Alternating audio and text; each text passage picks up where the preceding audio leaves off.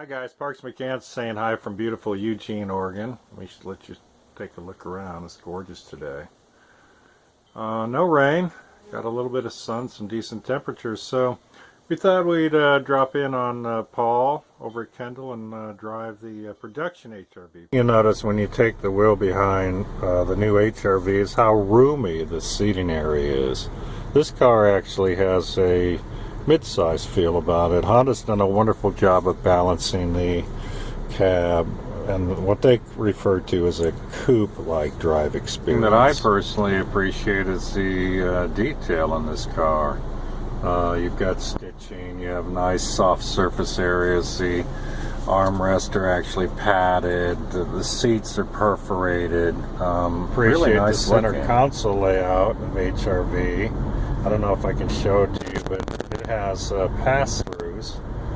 In other words, instead of your cell phone, etc., sitting on the center console, we can plug in via these side ports. Hold on, I'll do something weird here.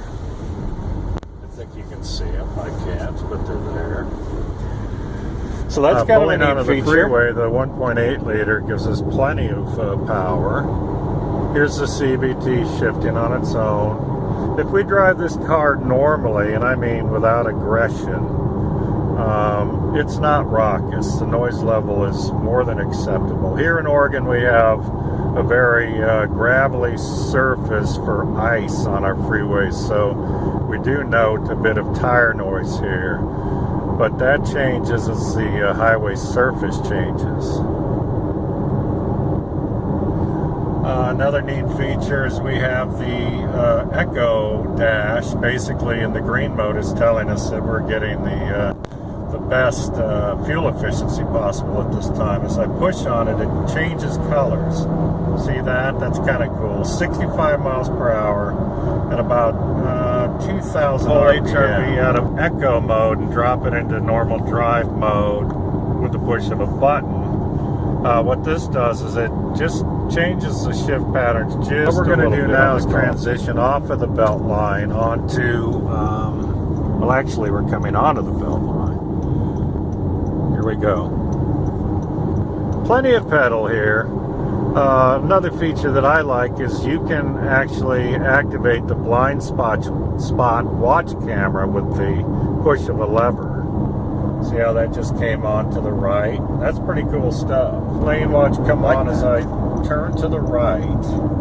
Nice feature, because frankly this little SUV doesn't have a lot of side visibility.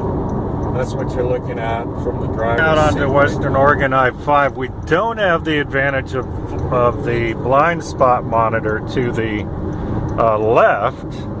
What Honda's done is they've given us a huge side mirror, and there's this little feature to the outside of the mirror that actually magnifies the vehicle. It's kind of like those little round mirror buttons that we used to have in the HRVs. They've taken the Fit World platform and built a very small crossover with mid-sized car feeling. You're actually sitting higher. It does have more of an SUV truck feel to it, and yet the road itself, the ride, is very not floaty, but soft due to these reactive amplitude dampers. Fancy name for two-stage shock that Honda has on their full line right now. Just a great ride. Nice control. Kick it up just a little bit and do some passing. This 1.8 liter does a great job. The CVT doesn't, I mean, they've gotten rid of the search and wander aspect. I love that. This thing is very positive on the shift, and again, you're going to love the wow factor back into driving with this little car. They're going to sell as many of these as they can build. For those that want to compare this to Fit, it's not the same car. Back around right now. I'm going to jump on some surface streets for a minute, and we'll see how HRV handles on surface streets. I do like the braking, even though it is electric, I believe. It has a nice hydraulic feel to it. There's absolutely no grab, but the braking's deliberate. Here, I'll throw it on for you. See, it absolutely works. Let's go ahead and throw a little gas on this puppy, put a little pedal to it. I don't want to tear Paul's new ride up too much. Okay, jumping back onto I-5, coming in behind this truck. Got a Jeep behind us. We're going to go ahead and just take it over. So that's 75 miles per hour. There is no problem with acceleration. The power's right on. There you are, you're watching it. This is how smooth the ride is in HRV. Again, not the quietest vehicle I've been in, but for a car this size, it's absolutely the best ride I've experienced. Now I have to do it. Shooting down to the dirt for a minute. Here we go.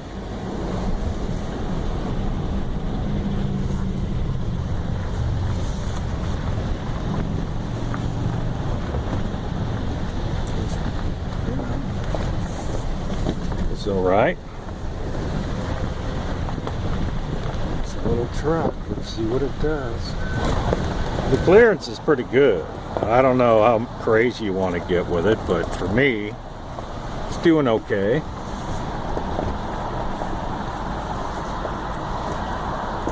Hell yeah.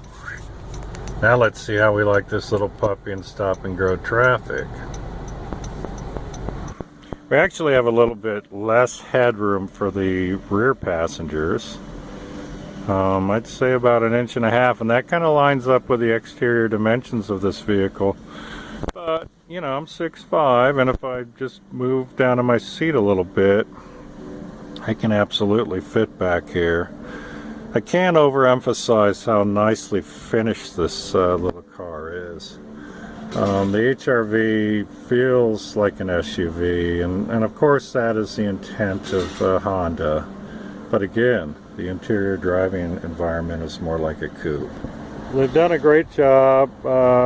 Check it out if you get a chance to drive it. If you're in the market for a subcompact SUV or Cub, this is the one to look at. Take care. This is Parks McCants signing off from Torque News Honda. Have a great day, and thanks for coming along for the ride.